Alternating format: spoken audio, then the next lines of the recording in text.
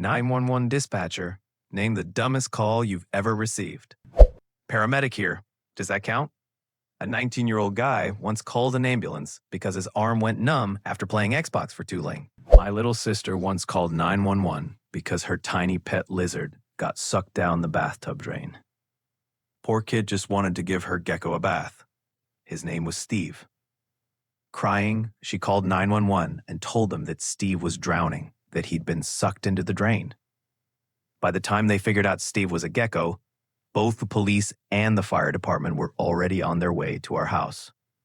She was about 6 years old at the time, and I still tease her about it. But honestly, poor Steve. My mom works as a 911 dispatcher, and sometimes she has to answer incredibly stupid calls. For example, a few years ago, there was a major car accident that sadly took several lives. Naturally, traffic was backed up for miles. In the middle of all that, a woman called 911 and asked them to send her a police escort home because, and I quote, "Why the hell should I have to sit in this traffic? I need to get home." Like, ma'am? People literally died out here. You'll survive missing the beginning of your favorite show. And before anyone asks, no, she didn't have any medical issues, unless you count a massive superiority complex. I'm a nurse, and I work as a dispatcher on a 24-hour health hotline. My main job is to determine whether a caller needs to seek emergency medical care or not. I've got plenty of memorable stories, but this one really takes the cake. A woman called quite far along in her pregnancy. I don't remember exactly how many weeks, but definitely over 30, and she was very worried. She asked me to explain why her doctor had told her to avoid sexual activity for the rest of her pregnancy. I checked her file and saw that she'd experienced preterm contractions. So I began explaining that sexual activity can sometimes trigger contractions and that it's safer for her to abstain so the baby stays inside as long as possible. She sounded relieved for a moment, then asked, "But how am I supposed to feed the baby then?" I paused. "I'm sorry, ma'am. Could you please repeat that?" She said, "How am I supposed to feed the baby if we're not having sex?" It turned out this poor woman genuinely believed that the baby was fed by her partner's semen, and that if they stopped having sex, the baby might starve. When I tried to explain what the umbilical cord actually does, she didn't believe me at first. I had to use single mothers as an example and ask, by your logic, how do they keep their babies alive? After a long pause, she finally thanked me. And right before hanging up, I heard her yell her boyfriend's name in the background. Apparently, he'd been feeding her that ridiculous story, and she bought it completely. Honestly, I still don't know who I feel sorrier for, her or the baby who's going to grow up in that household. My mom used to work as a 911 dispatcher. When she first got the job, she told my little brother that she worked at the place you call when you dial 911. The very next day, the little guy actually called 911 because he wanted to tell mom all about his day. I am not a dispatcher, but I have to tell you about a call my ex once made. He always worked the night shift and usually got home around 2 a.m. But one night, he stayed at work a few hours later. "Ex? Hello, I'd like to report a fire. We live in an area where wildfires happen all the time, and it was fire season then." "Where is the fire occurring, sir?" "X, on the mountain slope south side of the city." You can hear typing in the background. "Oh no, it's getting bigger. The whole top of the mountain is on fire." 911, "Sir, please stay calm. Help is on the way." "Damn, it's spreading so fast. The light, it's so bright, the whole sky is glowing. Oh God, wait a second." 911, "Sir, I'm so sorry. I rarely go outside at this hour. I work late tonight. The fire, it's, the sun. It's sunrise." 911, "That's all right, sir. I'll cancel the call. Thank you for letting us know." X, "I'm so embarrassed. I'm really sorry for wasting your time." I'm a paramedic, and once we got a call at 3 in the morning to check on a guy who'd picked a ward. He got scared when it started bleeding, so he called 911. That's it. That was the whole emergency. One time, some drunk guy called 911 to report that he was being harassed.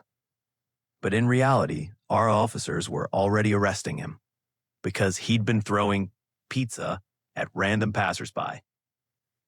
You could hear one of the cops in the background say, "Pray you didn't get connected to our dispatcher." Then my coworker who was on the scene grabbed the guy's phone and told me, "Yeah, this one's coming with us," and hung up. I still crack up every time I remember that. Another time, a drunk woman called 911 to complain that she'd forgotten the password to her phone. One time, I accidentally called 911 myself. I'd entered the wrong passcode on my phone a few times and didn't know what to do next. The only option left on the screen was emergency call. My young brain figured that meant it would connect me to some kind of phone support to help reset my password. Instead, I suddenly heard, 911, what's your emergency? I froze. Wait, what? Oh crap, I didn't know, I'm so sorry. The dispatcher asked, are you okay, sir? I've been doing this job for 22 years, and let me tell you, if a call starts with the words, I swear I'm not crazy, you'd better brace yourself for something deeply unhinged. Once, a guy opened his call exactly like that. He said he'd run out of his house and into the nearest store because his roommates were turning into giant crabs. He begged us to send an officer to witness their transformation inside these giant cocoons. As you've probably guessed, the guy was in the middle of one hell of a bad trip. I'm not a dispatcher. I'm a prosecutor. But I've got a story about a kid from a college dorm. Their dorm had a shared lounge where residents could hang out anytime, and there was a microwave provided by the building's owner. One night, the microwave disappeared, and this genius decided to call 911 in the middle of the night to report it stolen. The conversation went something like this. Dispatcher, so you called 911 because someone stole a microwave? A microwave that doesn't even belong to you? Did you check with the owner? Maybe he took it?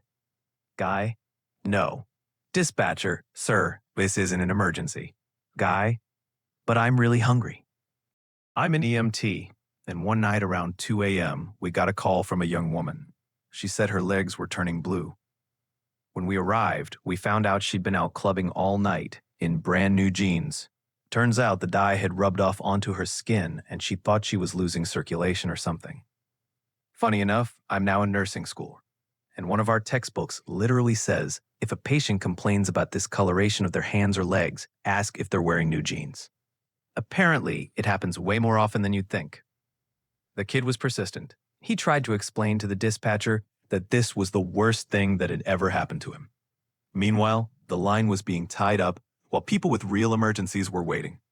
He even asked for police officers to come investigate the microwave theft.